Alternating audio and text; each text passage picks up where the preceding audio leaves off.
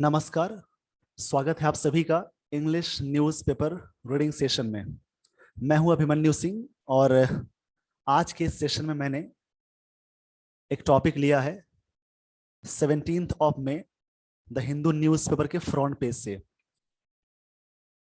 तो इस सेशन में हम लोग फिर से वही चीज सीखने वाले हैं। इससे पहले भी मैंने बहुत सारे वीडियोस अपलोड किए हैं कैसे न्यूज़पेपर को पढ़ा जाए। तो इस सेशन में बहुत सारी चीजें भी सीखने वाले हैं। तो चलिए शुरुआत करते हैं आज के इस सेशन की।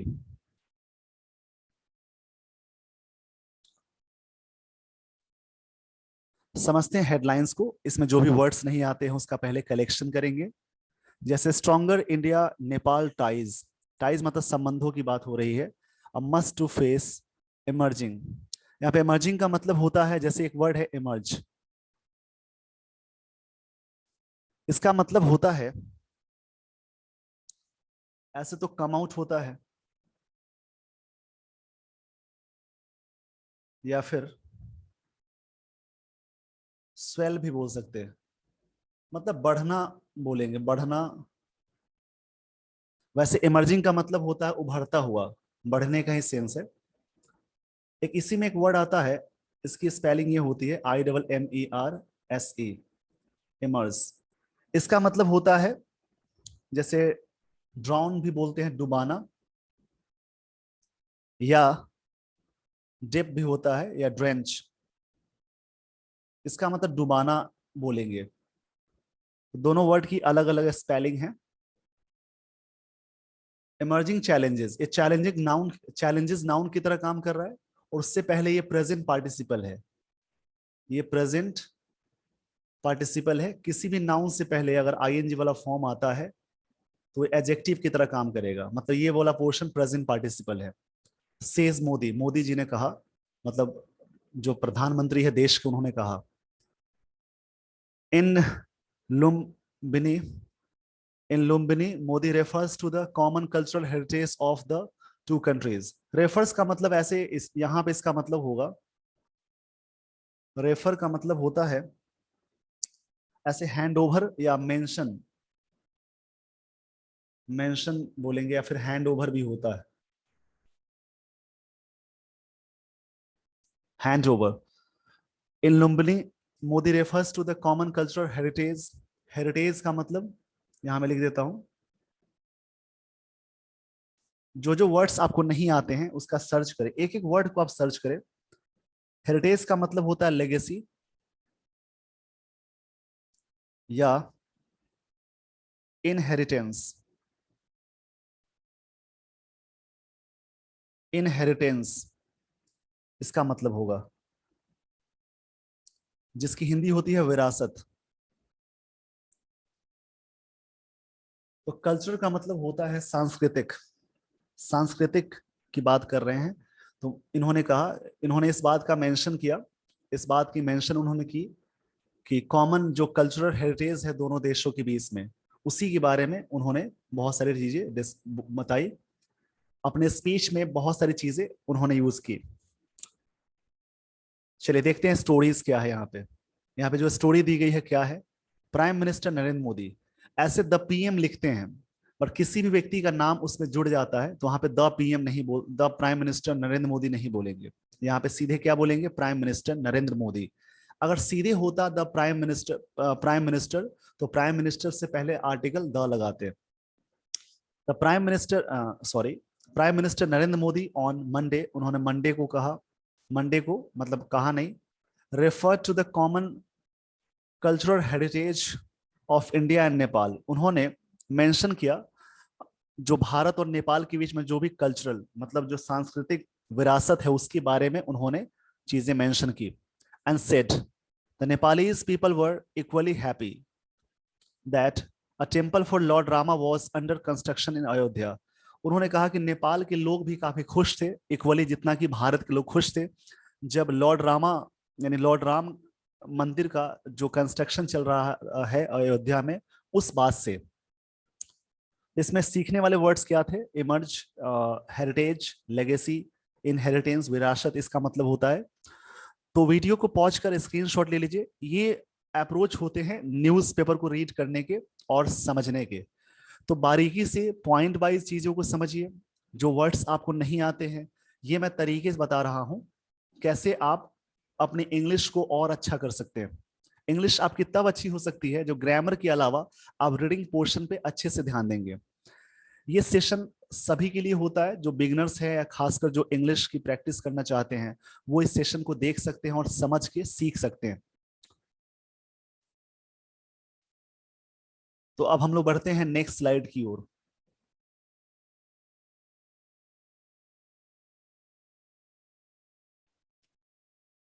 Addressing a gathering in Lumbini, where he spoke about the commonalities of faith, जो कॉमन चीजें हैं उसके बारे में उन्होंने बात की। एड्रेसिंग यहाँ पे प्रेजेंट पार्टिसिपल है। आईएनजी से स्टार्ट होने वाले सेंटेंस जो भी होंगे उसमें जो आईएनजी वाला वर्ड होता है स्टार्टिंग में, वो जीरन भी हो सकता है, प्रेजेंट पार्टिसिपल भी हो सकता है। दोनों में डिफरेंस ये होगा कि जब आईएनजी से स्टार्ट होने वाला कोई भी वर्ड हो उसके बाद कोई वर्ब नहीं आए तो वो प्रेजेंट पार्टिसिपल कहलाएगा। तो यहाँ पे जो गैदरिंग, जो भीड़ थी, उसको एड्रेस करते हुए, संबोधित करते हुए, where he spoke about the commonalities, मतलब कॉमन चीजों के बारे में उन्होंने बात की, of faith and tradition of both sides, दोनों साइड्स, मतलब इस देश के और वहां के जो विश्वास हैं या कॉमन ट्रेडिशंस है उसके बारे में उन्होंने बात की एड्रेसिंग करते हुए। मिस्टर मोदी सेट ए स्ट्रॉन्गर फ्रेंडशिप बिटवीन के साथ आप लगाते हैं, बिटवीन दो पर्सन्स के लिए, दो कंट्रीज के लिए, दो चीजों के लिए यूज करते हैं। Was necessary to deal with, यहाँ पे डील विद जैसे फ्रेजल वर्ब हुआ, डील विद का मतलब होता है टू हैंडल, और एक फ्रेजल वर्ब, यहाँ पे एक फ्रेजल वर्ब आता है डील इन, इसका मतलब होता है डील इन, इसका मतलब आप कहेंगे व्यापार करना। तो डील इन का मतलब होता है व्यापार करना, और डील विद का मतलब होता है किसी सिचुएशन को हैंडल करना या डील करना। Deal with the challenges emerging before the world, उन्होंने कहा मिस्टर मोदी सेड ए स्ट्रॉन्गर फ्रेंडशिप, जो दोस्ती है दोनों देशों के बीच में वो काफी जरूरी थी, to deal with the challenges emerging before the world, दुनिया के सामने जो चैलेंजेस उभर के आ रहे हैं, निकल के आ रहे हैं, उसको डील करने के लिए ये अच्छी दोस्ती काफी इंपॉर्टेंट है। I had said in Janakpur that without Nepal our Lord Rama is also incomplete. उन्होंने कहा कि मैंने कहा था, जनकपुर एक जगह है वहां पे, कि राम के बिना, लॉर्ड भगवान राम के बिना नेपाल भी अधूरा है। I am aware that people of Nepal are feeling, aware के साथ ऑफ लगा है, यानी अवेयर ऑफ, बिवेयर ऑफ, ऐसे कुछ फिक्स वर्ड्स प्रेपोजिशन मिलेंगे, उसको जरूर आप सर्च करेंगे। Nepal are feeling equally happy as elegant temple for lord Shri Ram is being built, being के साथ वर्ब की थर्ड फॉर्म यहाँ दी गई है इन इंडिया। मतलब यहाँ पे उन्होंने कहा कि आई एम अवेयर दैट, इस बात से मैं अवगत हूँ, people of Nepal are feeling, Nepal के जो लोग हैं काफी हैप्पी महसूस कर रहे हैं, एज एन एलिगेंट, एलिगेंट का मतलब होता है काफी, जैसे डिलाइटफुल होता है, एलिगेंट मतलब ऐसे तो डिलाइटफुल होता है, भावे के सेंस में आएगा, इसका मतलब होता है डिलाइटफुल। मैं इसको सही से लिख देता हूं। तो इसी प्रकार से वर्ड्स, हाँ कभी कभी ऐसा होता है कि रीडिंग न्यूज़पेपर आप जब करने बैठते होंगे तो आपको चीजें समझ में नहीं आने की वजह से काफी बोरिंग फील लगता, ऐसी बोरिंग फीलिंग होने लगती है, तो उसके बावजूद भी आपको रीड करना पड़ेगा। अगर आप इस चीज को कंटिन्यू करेंगे तो चीजें समझ में आएंगी। एलिगेंट का मतलब वैसे यहाँ पे डिलाइटफुल होता है,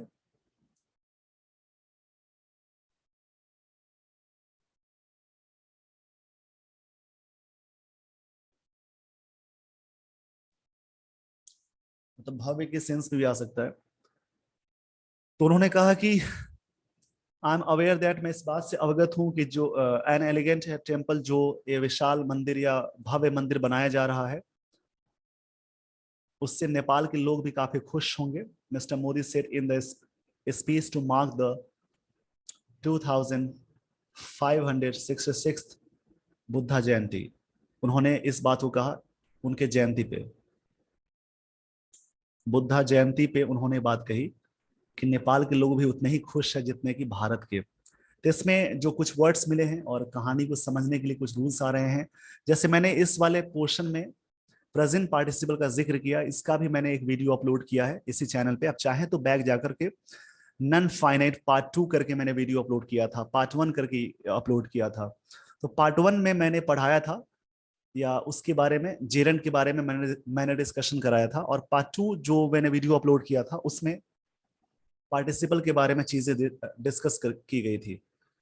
तो ये मैं एक एक चीज डेली बताता हूँ कि सेशन को कुछ न्यू स्टूडेंट्स भी देखते हैं, तो वो अगर चीजों को समझे उनके लिए इंग्लिश आसान सी लगे, इसलिए मैं चीजों को तोड़कर बताता हूँ। चलिए तो बढ़ते हैं आगे की स्लाइड की ओर। इस पेज का स्क्रीनशॉट ले लीजिए वीडियो को पॉज करके।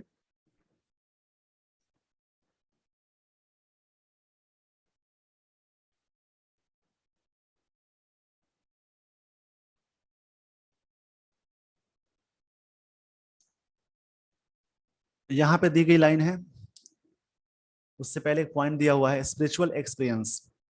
स्पिरिचुअल एक्सपीरियंस जिसका मतलब हुआ सांस्कृतिक जो अनुभव है, उसके बारे में यहाँ पॉइंट दी गई है।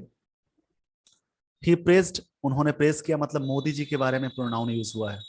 He praised Nepal for preserving its ancient, उन्होंने इस बात की प्रशंसा की कि जो प्राचीन चीजों को नेपाल ने बचा रखा है, एंड सिविलाइजेशन, एंड सेड, इस बात को कहा, visiting Nepal is not a political matter for me, Nepal visit करना मेरे लिए पॉलिटिकल मैटर नहीं करता। It gives me a spiritual experience, it gives me a spiritual experience, यह मुझे देता है काफी जो सांस्कृतिक अनुभव मुझे महसूस होता है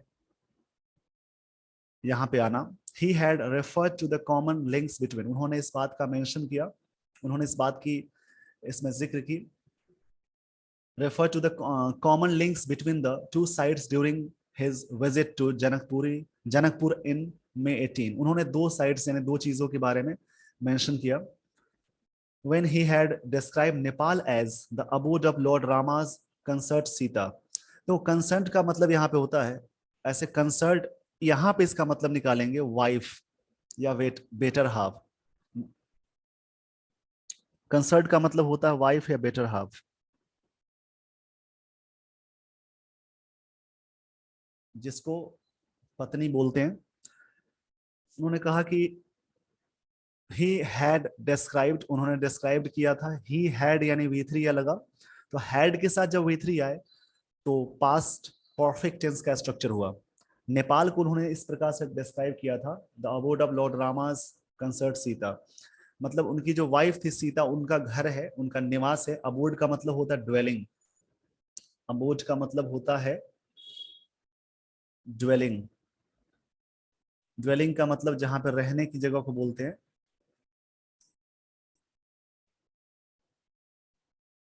ड्वेलिंग का मतलब होता है जहां पे रहने की जगह होती है, उसको बोलते हैं ड्वेलिंग।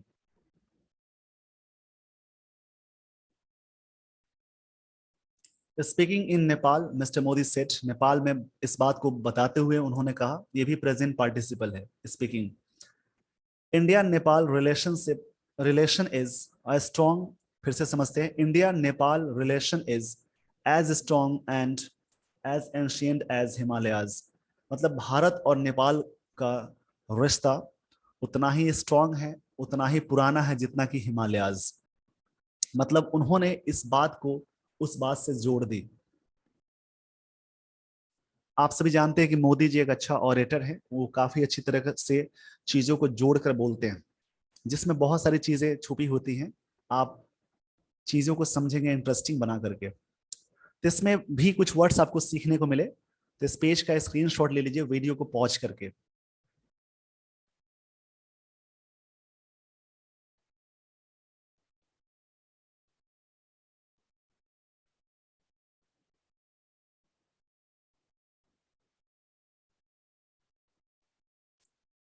चलिए देखते हैं, ही स्पेंड, स्पेंड का V2 होता है, जैसे स्पेंड, वह फॉर्म्स भी बहुत जरूरी है। स्पेंड का V2 जब लगाएंगे इसका V2 होता है स्पेंट और V3 होता है स्पेंट। तो ही स्पेंट यानी सब्जेक्ट V2 है, सिंपल पास्ट टेंस का स्ट्रक्चर हुआ। A day and offered prayer इन लुम्बिनी, वो वहां एक दिन बिताए, और ऑफर्ड मतलब प्रेयर्स, प्रार्थना किए लुम्बिनी में। रिगार्डेड एज, ये जगह है, रिगार्डेड एज जाना जाता है, माना जाता है, the birth place of Prince Siddharth.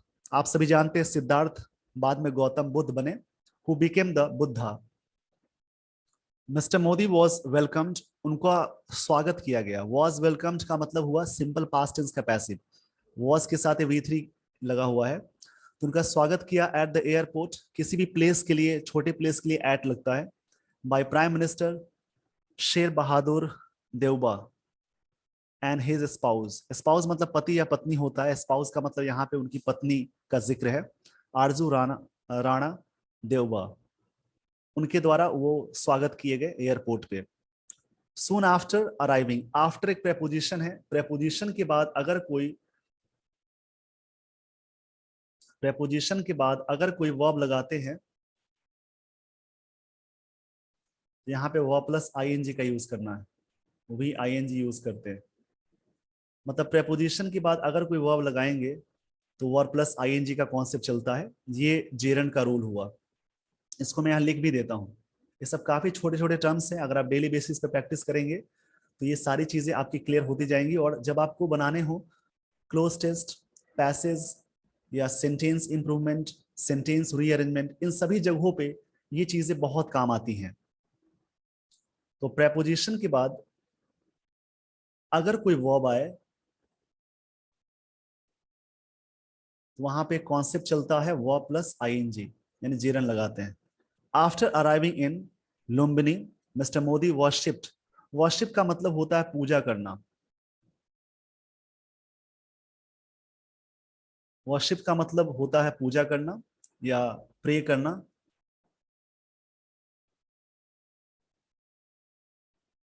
इसके लिए वर्ड यूज कर सकते हैं एडोर।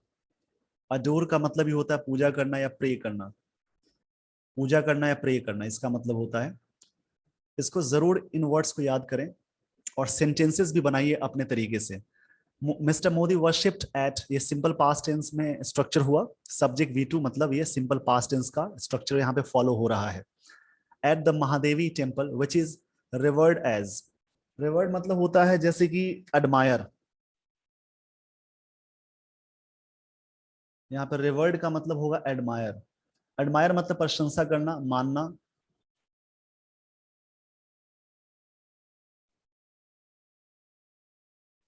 इसका सिनोनिम होगा एडमायर, प्रशंसा करना। एज द प्रिसाइज का मतलब होता है करेक्ट, प्रिसाइज, प्रिसाइज का मतलब होता है करेक्ट या एग्जैक्ट, एग्जैक्ट भी बोलेंगे या करेक्ट भी बोलेंगे। Place of birth of the Buddha, मतलब उन्होंने वहां पे वर्शिप की, मतलब पूजा करने के बाद eight the Mahadevi temple, Mahadevi temple में उन्होंने पूजा पाठ किया। विच इज रिवर्ड एज, जो माना जाता है, प्रशंसा किया जाता है, the precise place of birth of the Buddha, मतलब वहां पे ये करेक्ट चीजें मानी जाती है कि वहां पे उनका बर्थ प्लेस है, एक सही बात है। प्रिसाइज का मतलब हुआ करेक्ट। तो ये थी कुछ बातें इस पेपर के आर्टिकल में। आज वाले टॉपिक को मैंने इस प्रकार से डिस्क्राइब किया। आई होप चीजें आपको काफी समझ में आती होंगी।